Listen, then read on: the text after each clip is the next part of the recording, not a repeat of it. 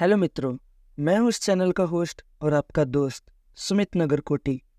और मैं आपको एक हॉस्पिटल वाली हॉन्टेड स्टोरी सुनाने वाला हूं। तो दोस्तों, इस कहानी का नाम है हॉस्पिटल तक लिफ्ट। श्याम ऑफिस में आज जल्दी जल्दी अपने पेंडिंग वर्क को निपटा रहा था, क्योंकि रात के लगभग 9 बज रहे थे और उसे जल्दी घर भी जाना था। फाइनली रात के 10:30 बजे उसका काम खत्म हुआ और वह तुरंत घर जाने के लिए निकला।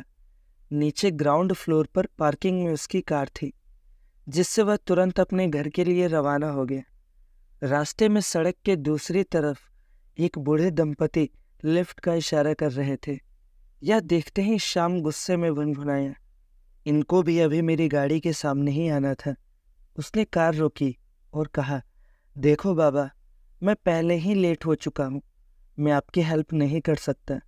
यह सुनते ही उस बूढ़े व्यक्ति ने कहा, बेटा, मेरी पत्नी बहुत बीमार है, प्लीज़ इसे अस्पताल पहुंचा दो।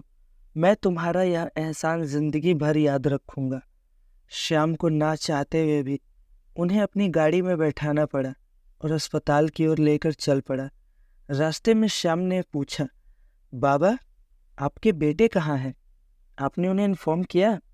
इस सवाल को सुनते ही उस बूढ़े ने अफसोस भरी आवाज में कहा, बेटा, मेरे बेटे विदेश में सेटल हो गए और हमने उन्हें बहुत कांटेक्ट करने की कोशिश की, लेकिन उन लोगों को अपने बूढ़े माँ बाप की परवाह ही नहीं है। यह कहते ही वह बूढ़ा आदमी से सकने लगा और अपने दुख को दबाने की कोशिश कर रहा था। श्याम को भी उनकी बात सुनकर बहुत अफसोस हुआ और उसने हिम्मत देते हुए कहा कि सब्र रखो बाबा, सब ठीक हो जाएगा। आपके बेटों की बुरी करने की सजा उन्हें भगवान देगा। कुछ ही देर के बाद वह लोग अस्पताल पहुंच गए। अस्पताल में पहुंचने के बाद श्याम ने उस बूढ़े आदमी से कहा कि आप कार में बैठे रहो, मैं तुरंत वार्ड बॉय के साथ स्ट्रेचर लेकर आता हूँ। यह कहकर वह अस्पताल के अंदर चला गया।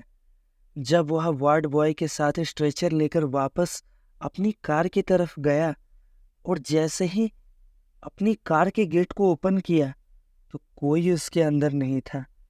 यह देखकर वह सन्न रह गया, क्योंकि उसने उन्हें कार में छोड़कर जाते वक्त कार के गेट को लॉक कर दिया था, तो वो उसमें से निकलकर जा भी नहीं सकते थे।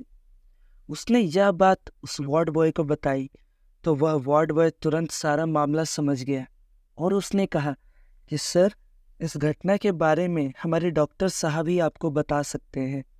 यह कहकर वह श्याम को अपने साथ लेकर डॉक्टर साहब के पास पहुंचा। श्याम ने डॉक्टर साहब को अपने साथ हुई सारी घटना बताई। यह सुनते ही डॉक्टर साहब गंभीर हो गए और उन्होंने श्याम को बताया कि यह घटना सिर्फ आपके साथ नहीं हुई है, बल्कि बहुत लोगों के साथ हो चुकी है। दरअसल वह बूढ़े दंपति जीवित नहीं थे, बल्कि वह उनकी आत्मा थी जिनकी इच्छा अधूरी रह गई है, जिसके कारण उनकी आत्मा आज भी भटक रही है और उन्हें मुक्ति भी नहीं मिली। श्याम यह सुनते ही बहुत चक्का रह गया कि जिन्हें वह ले आया था और जिनसे उसने उतनी देर तक बात की, वह असल में एक भटकती हुई आत्माएं थी जो कि अपनी मुक्ति के लिए बेचैन थे। श्याम ने जब अपनी घड़ी की ओर देखा तो रात के 1:30 बज रहे थे। उसने अपनी जेब में फ़ोन टटोला, लेकिन फ़ोन उसकी कार में था। वह डॉक्टर से विदा लेकर गाड़ी स्टार्ट कर तुरंत अपने घर की ओर निकल गया। उसने जब फ़ोन चेक किया तो देखा उसकी वाइफ के 15 से 20 मिस्ड कॉल्स थे।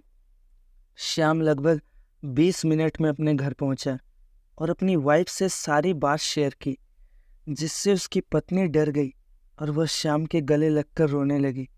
उसने भगवान को धन्यवाद किया कि श्याम के साथ कुछ गलत नहीं हुआ। श्याम की वाइफ ने अगले ही दिन अपने घर पर पूजा पाठ करवाया और तब से श्याम के साथ आगे ऐसी कोई घटना नहीं हुई। तो मित्रों, अगर आप लोगों को भी रात के समय यात्रा करने से डर लगता है तो प्लीज़ हमें कमेंट में ज़रूर बताएं। और अगर आपके पास ऐसे ही कोई खौफनाक स्टोरी हो तो प्लीज़ हमें इंस्टाग्राम पर ज़रूर भेजें, तो हम उसे अपनी इस चैनल के माध्यम से आप सभी तक ज़रूर पहुंचाएंगे।